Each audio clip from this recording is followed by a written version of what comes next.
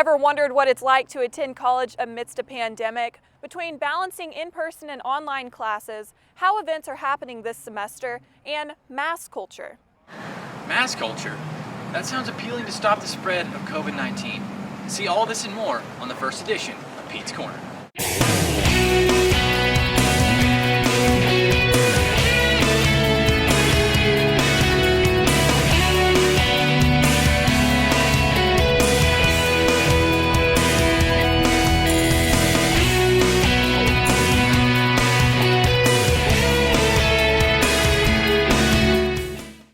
Welcome back to Pete's Corner, the place to go for all news Cowboy related. I'm Kelsey Briggs. And I'm Parker. And on our first week back, we're going to be sharing all the updates on what it's like to be a student amidst the COVID-19 outbreak. With Oklahoma State's COVID-19 testing and quarantining, there are a lot of resources students may not know about on campus. I know what you mean, and especially considering that this is the first time that we went through a pandemic, and considering that we were sent home in March. The student, faculty, and staff are all having to adjust their daily lives to teach and learn new things. This is all still new to us, with professors adjusting their syllabus and students adapting to new studying trends. Today in the show, we're going to take a look at how COVID-19 has truly impacted the OSU community.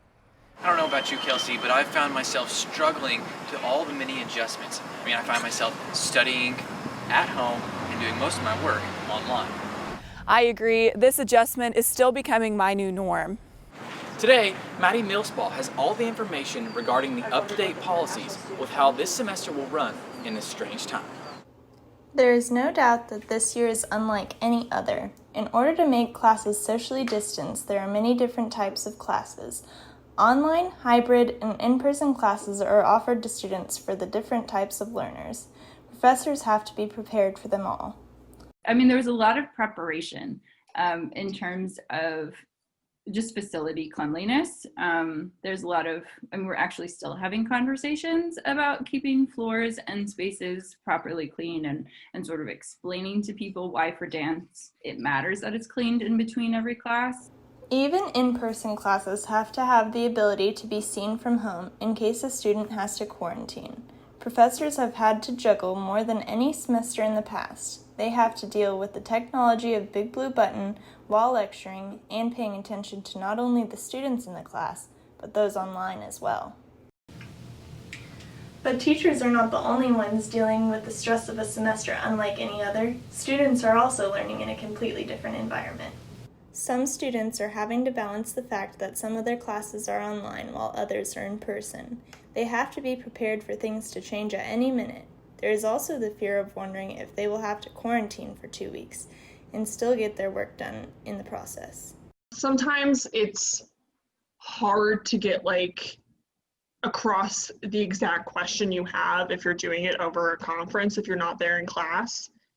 Some students struggle with online learning. These students will try their very hardest to continue in-person learning as long as possible. The university hopes to be able to provide these students with a good learning environment. However, with COVID-19, really anything could happen. The point of this semester is to teach students and professors to be prepared for everything. For Pete's Corner, I'm Maddie Millspaw. Thank you, Maddie. I'm so grateful for OSU and its adaptability to learning with its students. Now, professors have been working after hours a lot with students to make sure that they're on the right track and that they've been learning these new materials efficiently. I'm glad that you mentioned that. The OSU experience is one of a kind. From the faculty and staff that keep our students safe to the on-campus events that bring our community together. Oklahoma State wouldn't be what it is today without its iconic movie nights and thrilling trivia nights on the Edmund Lowe Library lawn. Some of my favorite memories of on-campus have been through the events that OSU has put together. Have you heard of the upcoming trivia or movie nights that adhere to the 6 feet apart social distance guidelines? Well, I'll let Piper Reese tell you. She has the story. Life as a college student may seem different this semester. OSU implemented the Cowboy Coming Back plan to ensure the safety of students, faculty, and staff. In the guidelines, it says students must stand 6 feet apart at all times. Some classrooms are taking larger spaces like the Student Union Ballroom and the Starlight Terrace to help social distancing. Student organizations like the Student Union Activities Board planned on using these spaces to host their events. Over the summer, they've had to change their entire schedule and brainstorm new ways to interact with students. Matt Vu, coordinator for the Office of Arts, Culture, and Entertainment, says that they came up with a plan to maintain social distance while engaging with students. Around July, we finally made the plans okay, let's try to do walk-by events because CDC says that we can do these walk-by events where in open space, manage 6 feet distances, wear a mask, that kind of thing. SWAB is creating to-go kits for students to take for their walk-by events. This will help promote social distancing by not having a large group in one place. The Student Union Activities Board has created these to-go packs for their tile painting event. What comes in these packs are 2 brushes, not 1, not 2, but 3 different colors for the tile painting, and of course, the tile itself. Students come to these events but don't know the work put into planning. Adrienne Crawford, Senior Strategic Communications student at OSU, serves as the SWAB president. She says that there is one thing that's hard about planning during COVID. It's like the uncertainty of all of it because you want to be able to promote your event and be here's what, where, when, why, everything we're doing. To keep students engaged virtually, SWAB is hosting online events throughout the semester. Adrienne says that they only have a few more online events. Hopefully, COVID doesn't shut school down, so we're trying to keep most of our events in person, but our online events are still fun. SWAB hopes to continue having walk-by events so that they can still interact with students. For Pete's Corner, I'm Piper Reese. Thank you, Piper. And with OSU's campus being quieter since the implementation of the Cowboys Coming Back plan, and with less and less events happening on campus, it is important for students to know that there are still events going on and they can still get involved. Now the events have been structured differently this year due to help stop the spread of COVID-19 on campus. But that doesn't stop the Cowboy family from coming together, even virtually. With most events being either virtual or if in person adhering to strict guidelines, this will help keep the number of positive cases of COVID-19 down, which is exactly what OSU is aiming for. I'm so glad we have a community around us aiming in that direction and offering free COVID testing once a week on campus. Now the best part is it's done orally, so the swab doesn't go up your nose. Now, is it just me or are those tests super uncomfortable? I don't think it's just you. In fact, I couldn't agree more. Just as you said, you are happy to have a community around you that will help protect you. I'm happy that there's a place that you can get tested without having a swab shoved up your nose. Enough of us blabbing about the COVID-19 swab. Instead, let's hear about all the good things our university health services at Oklahoma State and their COVID testing lab are doing. Take it away, Mackenzie. As outlined in the Cowboys Coming Back plan, students and faculty are able to get a COVID-19 test for free once a week at University Health Services. Tests are administered under the covered driveway on the east side of UHS. The tests performed at OSU are the oral swab tests. So the oral swab minimizes the discomfort to the patient while they're collecting the sample. So it's really kind of in an effort to ease our patients and to provide them the best level of care that we can. To make an appointment, students can call OSU Health Services or schedule a test through the patient portal on the UHS website. On the patient portal, they have a COVID drive-through test section. So I just went on there, selected a time, and my appointment was like a couple days later. We currently have 200 COVID testing appointments available per day, and we're actively monitoring campus needs and patient needs, and we would certainly evaluate different options if that need arose. After scheduling your test, you have a 5-minute appointment time, and all you have to do is drive up and wait for someone to come greet you. Now, I'm going to get my own test done. I just drove up and there were 2 nurses out there. They told me to roll my window down and she stuck the swab in my throat and that was it. After you get your throat swab, the test is then sent off to the Oklahoma State Diagnostics Lab on campus. In just a few days, you'll get your results back. Results are sent to the Oklahoma State Health Department and then are counted in local and state totals. If the test comes back positive, then contact tracing begins, and the health department will call those who have been potentially exposed. For Pete's Corner, I'm Mackenzie Coker. Man, it couldn't be easier. All done in your car like a drive-thru, and it only takes 5 minutes. It's almost as if we're creating the world's first drive-in Sonic again. Don't even get me started on Sonic. When I lived on campus freshman year and I wasn't using my meal plan, I would go to Sonic all the time, order their fresh mozzarella sticks and a happy hour drink. Speaking of freshman year, OSU houses nearly 20,000 of its students. Now, living on campus may come with a few challenges this year, especially with the COVID-19 protocol, from moving into a new place to not having all of your family there to help.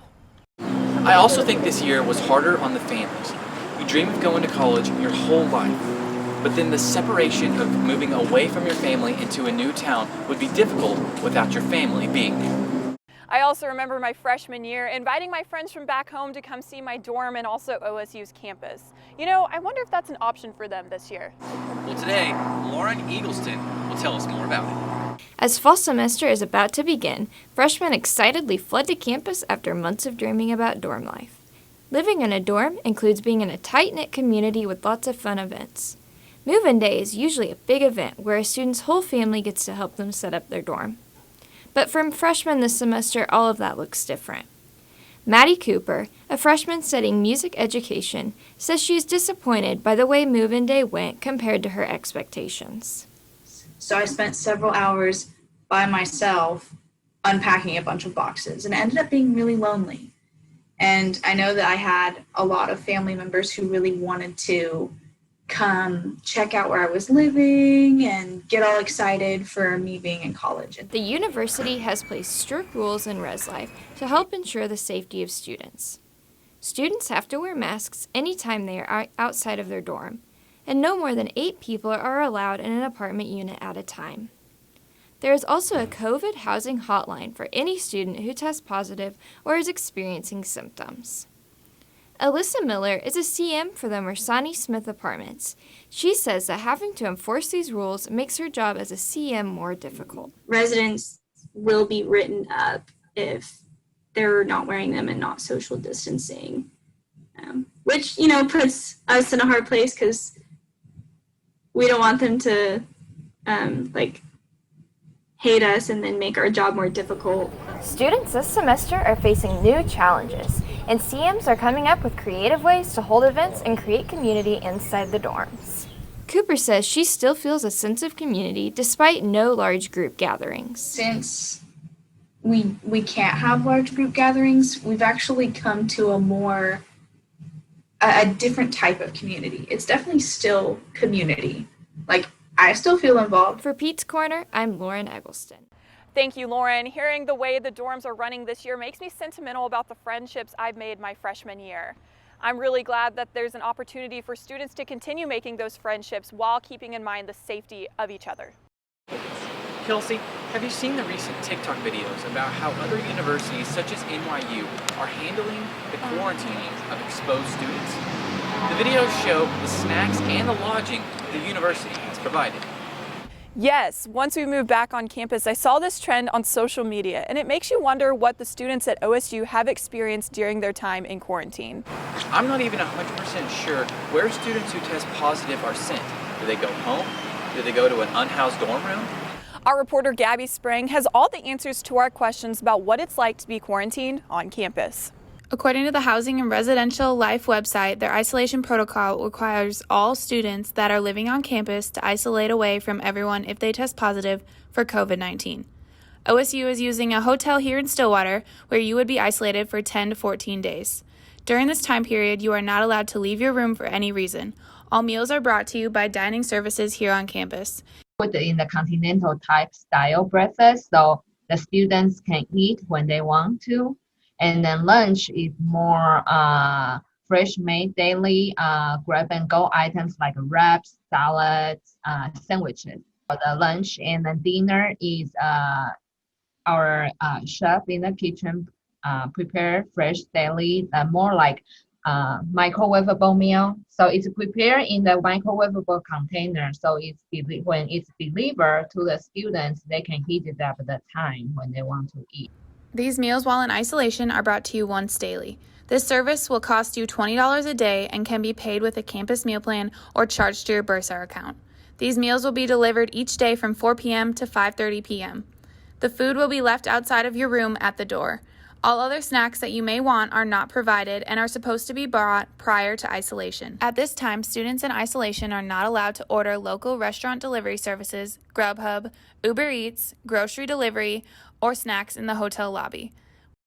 So I know what you're thinking. I could break out of this hotel and get out of isolation. You're wrong. There's people inside this hotel that are ready to report you to OSU for breaking CDC guidelines while being tested positive for COVID-19. The department requires you to follow the guidelines based on quarantine.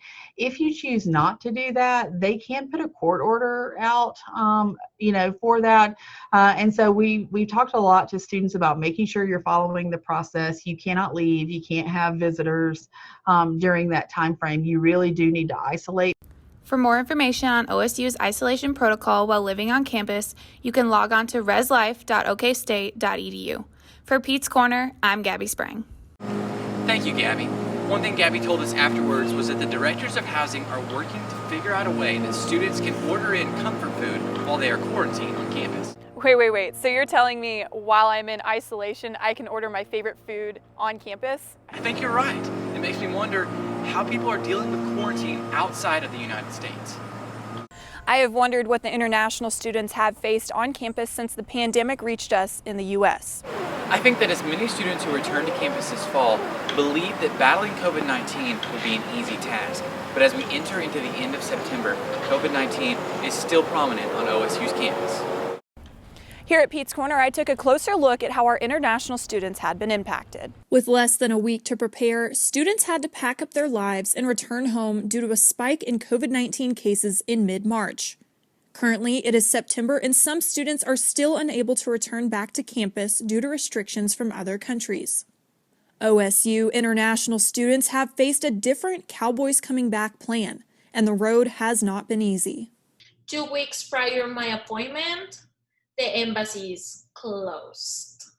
Diana Lopez is from Mexico City, Mexico, and was granted her F1 student visa just 2 weeks before classes started back in August. We were scheduled for June. They cancel again. July, they cancel my appointment again. And August, for real, the day they open, that's the day I was having my appointment.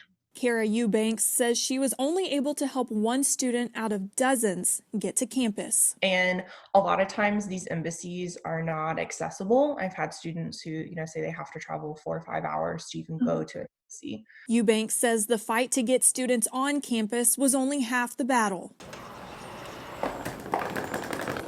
Imagine barely getting to leave your country and come to school in the U.S.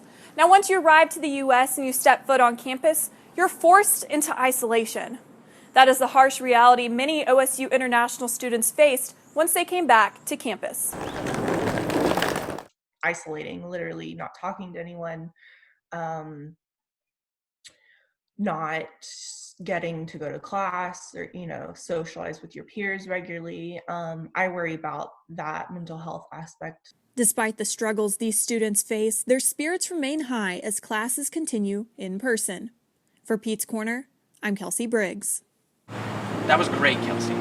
Thank you for sharing all the struggles that come along with the COVID-19 pandemic.